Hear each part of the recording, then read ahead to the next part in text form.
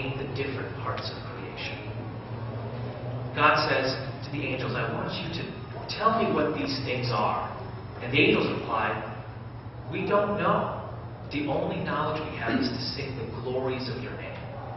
And God turns to Adam and says, tell me the different parts of creation. And Adam turns to God and the angels and names them. Two dimensions of that lesson. Number one, creation is diverse. That's how God made it. In the Muslim tradition, there are many revelations. One is, of course, the Holy Quran and the set of books that it comes out of. The Hebrew Bible, the Bible itself. Second is Aql, is the human mind. That is itself a revelation. But the world is a revelation. There's a holiness in the world. In the meeting of the Muslim tradition, the human mind and the world, that is a meeting that is sacred. And when Adam had the ability to name the diverse parts of creation, it seemed to me that what he was doing was exemplifying being a leader. Because the first thing a leader does is define reality. And I felt like every time I was turning on the television in the late 1990s, as I was going on this journey, as the roar of it was resolving into music, the way people were naming religion in creation was through bombs and gunshots and hatred. And I thought to myself, maybe what it means for me to live up to the tradition of Islam, to be able to call my grandmother a hero and say, I am walking that path, is to say, I will name creation, its diversity with sacredness. I will define reality as a world in which people from different backgrounds are living together in equal dignity and mutual loyalty. I will try to be part of giving the lie to the most dangerous idea on the planet, the clash of civilizations thesis, which basically says that people from different religious backgrounds are inherently and inevitably at odds with each other. That is a defilement of the reason human beings are on the planet. We are here to be God's stewards on a creation that is diverse. We have the ability to name that creation. Why are we forfeiting that terrain to people who defy it?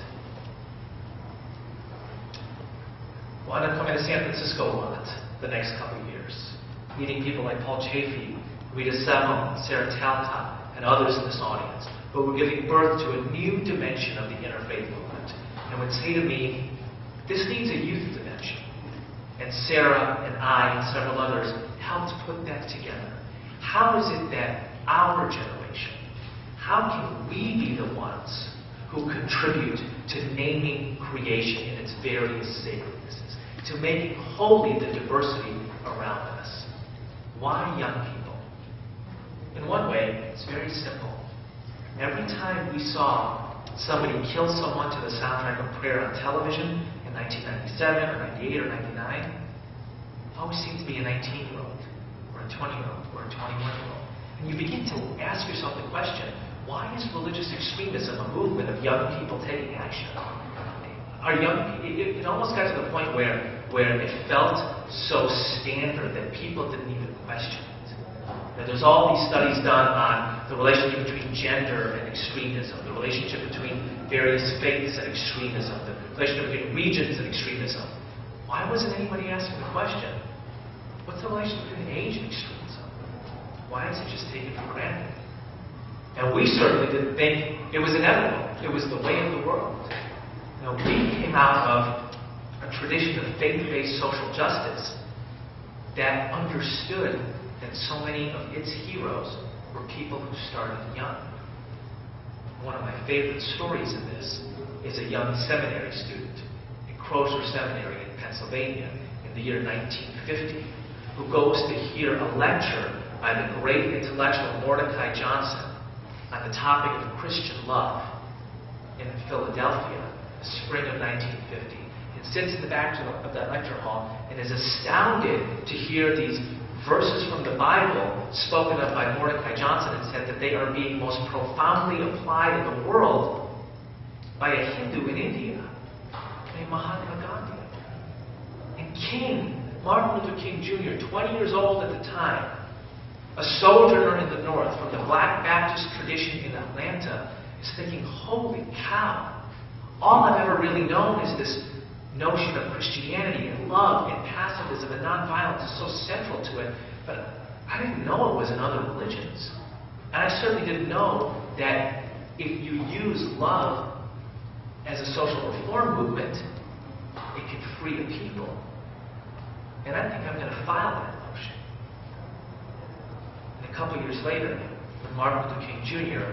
has his first pastorate, after recently getting minted from Boston University with a PhD, in that fateful year, Rosa Parks decides to not take it anymore, and a group of senior African American leaders like E.D. Nixon or Ralph Abernathy are looking for fresh leadership, and they turn to the guy who's at Ebenezer Baptist Church and say, Martin Luther King Jr., will you host the first meeting of the Montgomery Improvement Association? And will you give us some guidance on what we should do? And King reaches for two things. One is the inspiration and spirit of Jesus Christ, his Lord and Savior. The second is the example of Mahatma Gandhi, who did it before him. So we thought to ourselves, we think that there are some Martin Luther King Jr.'s out there in our generation. And the remarkable thing about the late 20th, early 21st centuries, they're actually meeting different religions all the time.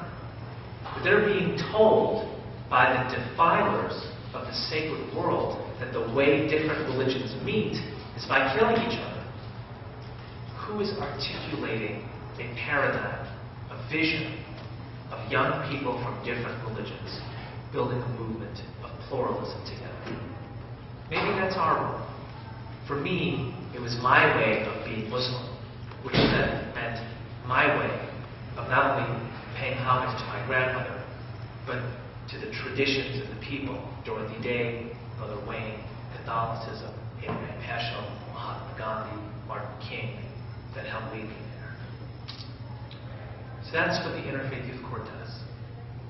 We believe that you need to put into the world this idea that young people from different religious traditions, what is a natural state for them, what is a godly state, the state that we Muslims call fitna, is that they are coming together to build understanding and to serve others. That they are building a planet where people from different backgrounds live in equal dignity and mutual loyalty. Which is to say that we define the us and the them appropriately.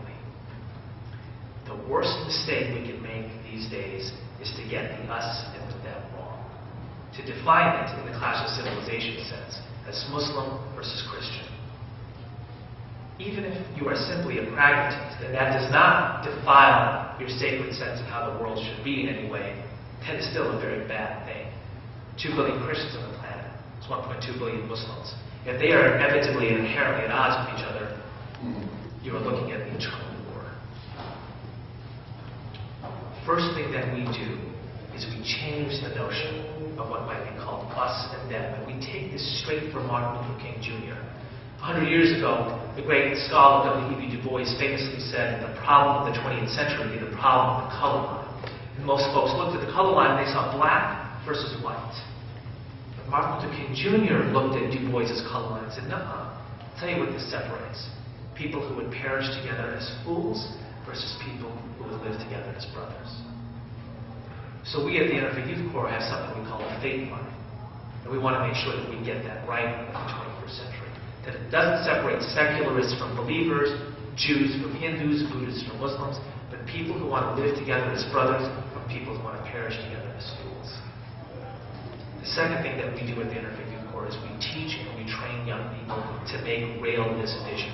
It's one of the reasons that we are so honored to be here at USF, is because we will have the opportunity to work with some of your students to help nurture them to be Martin Luther King Jr.'s and Mahatma Gandhi's of the 21st century.